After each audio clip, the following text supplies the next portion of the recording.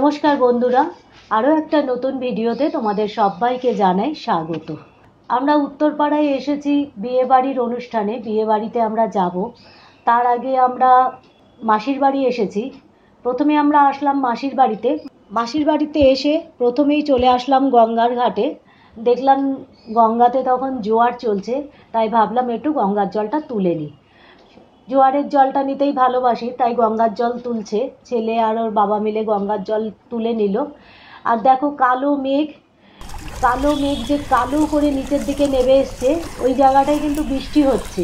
আর আমরা যেখানে দাঁড়িয়ে রয়েছি ওখানে বৃষ্টি নেই, ব্রিজের ওপারে বৃষ্টি হচ্ছে, আর আমরা রয়েছি ব্রিজের এপারে। গঙ্গার জল তুলে মাসির বাড়ি রাখলাম, তারপর চলে আসলাম বিয়ে বাড়ির এখন নতুন বলতে দেওয়া হচ্ছে ভাত খাওয়া।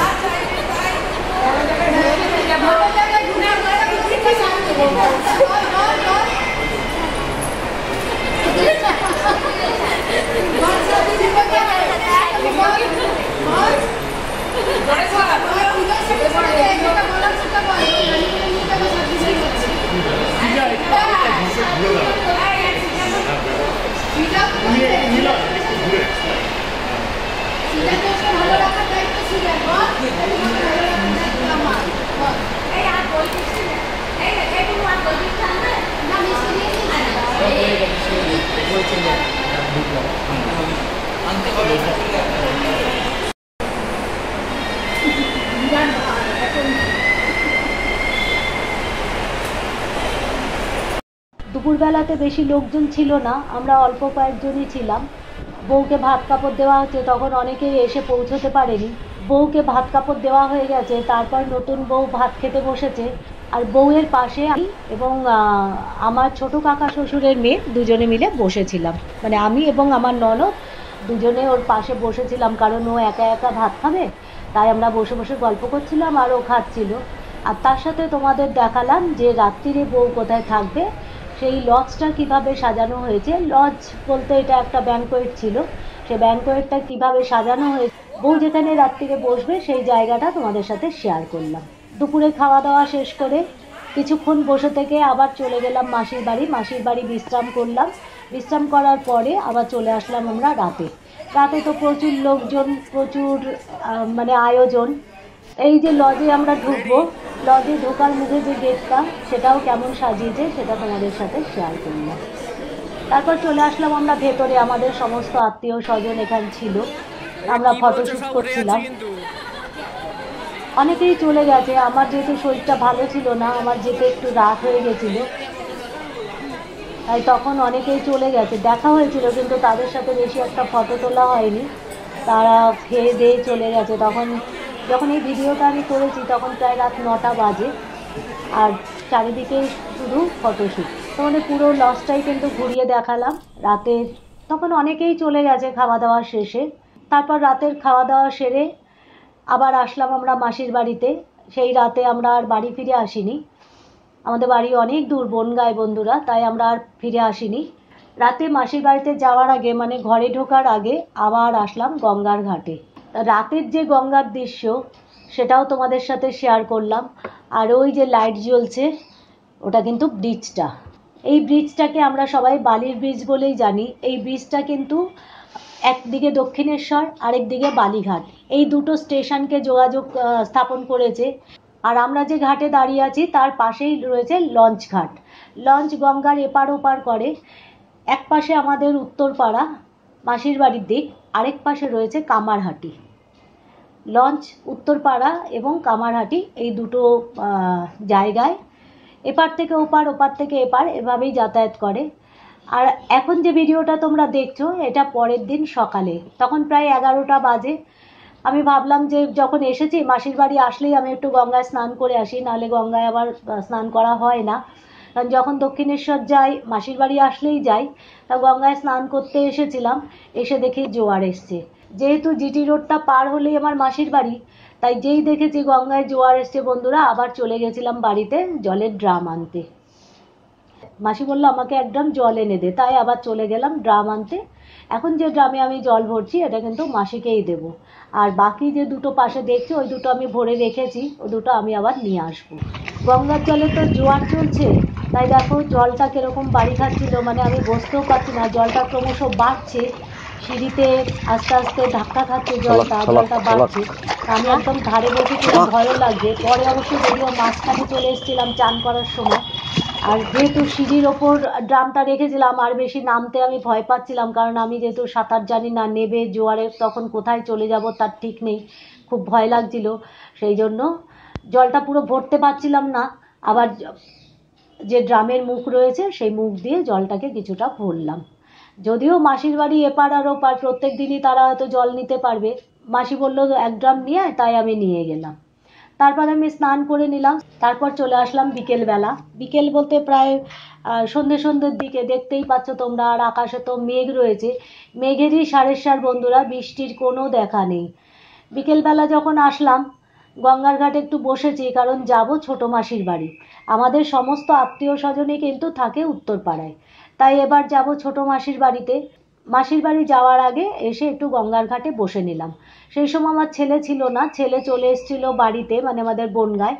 দুপুরবেলা স্নান করে মাসির বাড়ি গিয়ে একটু বিশ্রাম করলাম। দুপুরবেলা বিশ্রাম করার পরে সন্ধেবেলা চলে আসলাম আবার গঙ্গার ঘাটে, কারণ ছোটো মাসির বাড়ি যাব।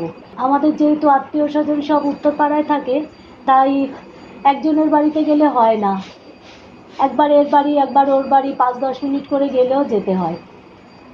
থাকি আমরা বড় মাসির বাড়িতেই, কিন্তু ছোটো মাসির বাড়িতে বিকেলবেলা যাব বলে চলে আসলাম। তাই গঙ্গার ওপারটাও দেখাচ্ছি বন্ধুরা। দেখো যে সাদা যে বিল্ডিংটা রয়েছে সেই বিল্ডিংটা না, তার পাশে যে বিল্ডিংটা দেখাচ্ছি, বেলুড় মঠের যে রং, সেই রঙের যে বিল্ডিংটা রয়েছে, একটু জুম করে তোমাদের দেখালাম, সেটা কিন্তু আদ্যা মায়ের মন্দির। আদ্যা শক্তির যে মা, সেই মায়ের মন্দির ভেতর দিকে রয়েছে, নদীর পাড়ে কিছুটা তার অংশ রয়েছে, সেটাই তোমাদের সাথে শেয়ার করলাম। তখন প্রায় সন্ধে নেমে যাচ্ছে, আর এদিকে মাঝিরা দেখো নৌকো নিয়ে মাছ ধরতে বেরিয়ে গেছে। কোথায় জালটা ফেলবে ওরা সেটাই দেখছে, আসছে এক এক করে নৌকো সব আসছে, তারই একটা দুটো তোমাদের সাথে শেয়ার করলাম। দিনের বেলা ব্রিজটার এক চেহারা থাকে, রাতে এক রকম চেহারা থাকে, সন্ধে এক রকম চেহারা থাকে, সবটাই তোমাদের সাথে শেয়ার করলাম। তো ছোটো মাসির বাড়িতে গিয়েছিলাম, সেই ভিডিওটা আর করিনি ওখানে, তাই তোমাদের সাথে সেটা শেয়ার করা হয়নি। এরপর আমরা চলে আসলাম, রাতটুকু কাটালাম মাসির বাড়িতে। গঙ্গার পাড়ের এই ঘাটগুলো কিন্তু খুব সুন্দরভাবে তৈরি করা বন্ধুরা। দেখো কত লোক এসে বিশ্রাম করতে পারে। এত গরম পড়েছে যে বিকেলবেলার দিকে তারা এসে এখানে বসে, একটু তো ঠান্ডা বাতাস পায়, শরীরটা একটু জুড়িয়ে যায়, তাই অনেকে এসে এখানে বসে। সবসময় তো ঘরের মধ্যে ভালো লাগে না, এত গরম চারিদিকে, এবার তো গরম কমছেই না, বৃষ্টিরও দেখা নেই, গরমেরও কমতি নেই। শুধু একটা ঘাটই না, এরকম পরপর অনেক ঘাট আছে গঙ্গার এই ধার দিয়ে।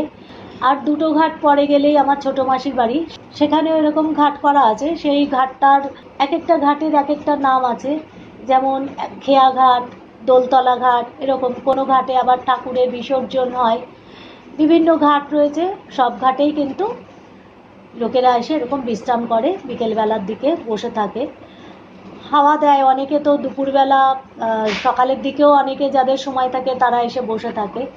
আর এর মধ্যেই দেখো লঞ্চ যে যাচ্ছে, এপার ওপারে যে লঞ্চ যাতায়াত করে, তোমাদের আগেই বললাম যে এপারটা হলো উত্তরপাড়া, আর ওপারে যে লঞ্চ আছে সেটা হলো কামারহাটি।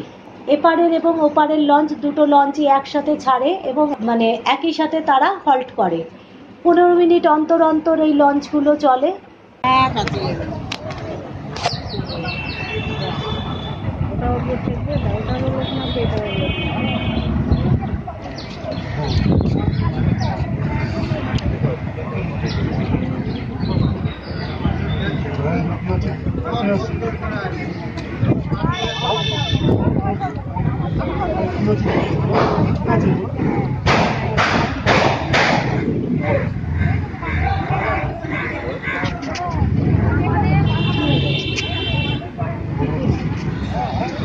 মোনা তো ডাকবে নাকি,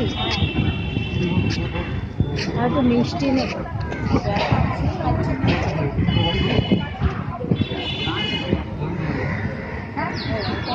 এই যে এসে লঞ্চটা থামলো, এবার যাত্রীরা সব নেমে যাবে।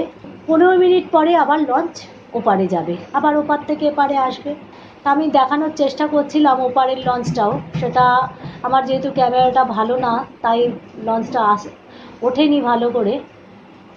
কখনো আকাশ মেঘলা অন্ধকার হয়ে আসছে, আবার কখনো মেঘটা সরে গেলে সূর্যের আলোটা যখন বেরিয়ে আসছে তখন দেখো চারিদিকটা আবার পরিষ্কার হয়ে আসছে। সমুদ্রের পাড়ের যেমন দৃশ্য একরকম, গঙ্গার পাড়েরও কিন্তু দৃশ্য আরেক রকম। প্রকৃতির দৃশ্য দেখতেই ভালো লাগে বন্ধুরা। প্রকৃতিকে তুমি যেমন করে উপভোগ করবে সেটাই তোমার কাছে ভালো। এখন নদীতে চলছে ভাটা, তাই দুদিকেই কিন্তু দাঁড় টানতে হচ্ছে। তারা যেহেতু ভাটার উল্টো দিকে যাচ্ছে তাই তাদের দাঁড়টা দুজনকেই টানতে হচ্ছে।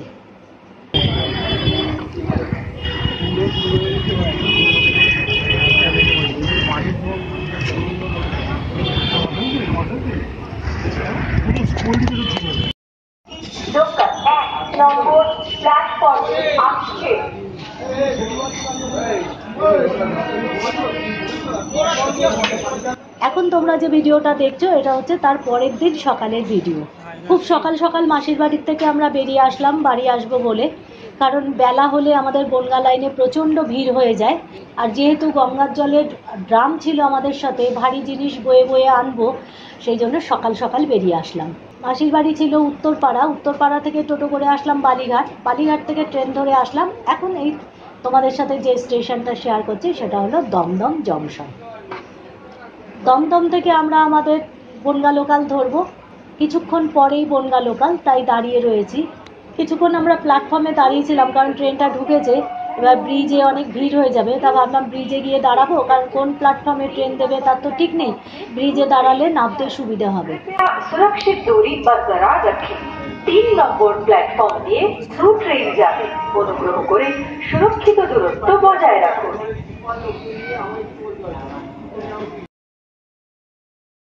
আর যখনই কোনো ট্রেন ঢুকছে দেখো কোনো লোক ব্রিজ দিয়ে পার হচ্ছে, আবার বেশিরভাগ লোক সাফ হয়ে দিয়ে তাদের যাত্রাপথে চলে যাচ্ছে, আবার কোনো লোক ব্রিজেও উঠে আসছে।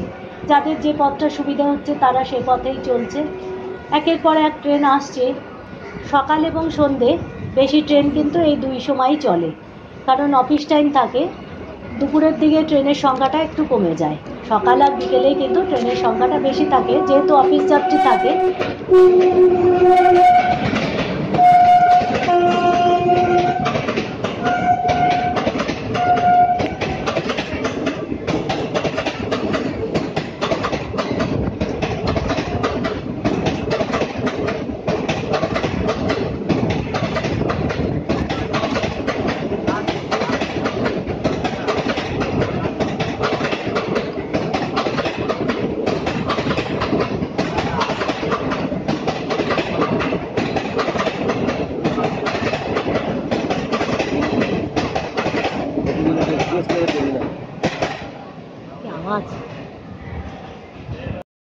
তারপর আমাদের ট্রেন আসলো, বনগা লোকালটা আসলো এবং বনগা লোকালে আমরা উঠে পড়লাম।